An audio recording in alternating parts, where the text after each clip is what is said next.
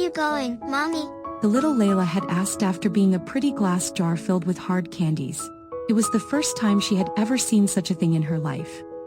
Looking just as pretty as the candies, her mother had gazed down at Layla for a long while before replying, "Far away." Are you coming home late then? "Yes, honey. How late? Very late." You'll come home before I eat all of these, though, right?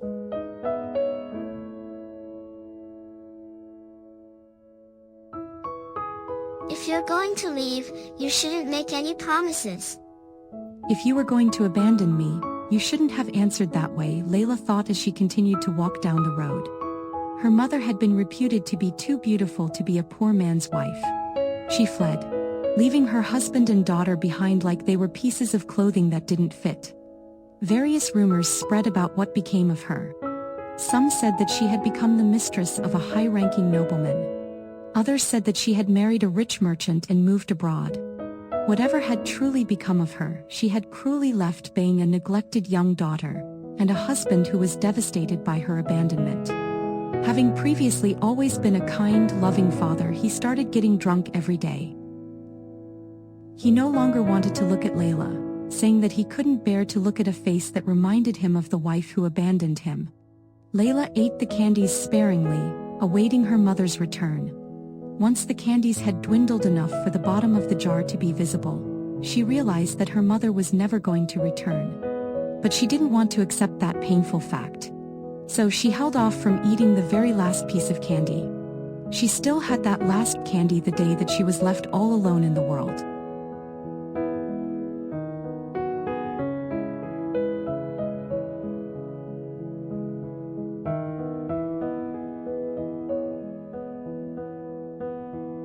My child.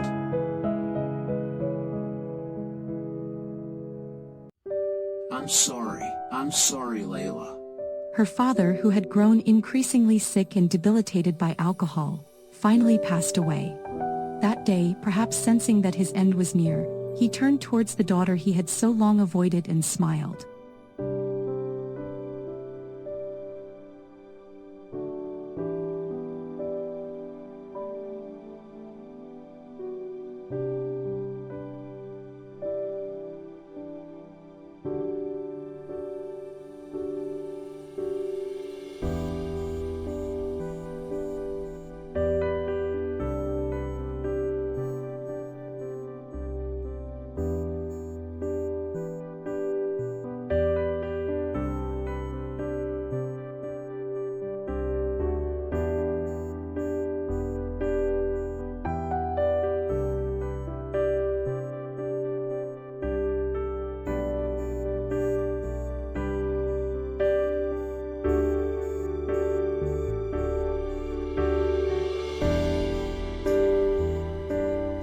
"Layla," he said in a feeble voice.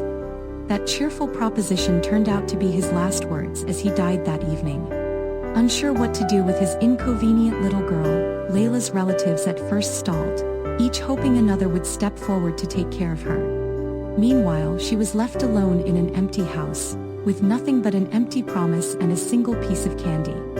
To this day, she still vividly remembered the shiny blue piece of candy.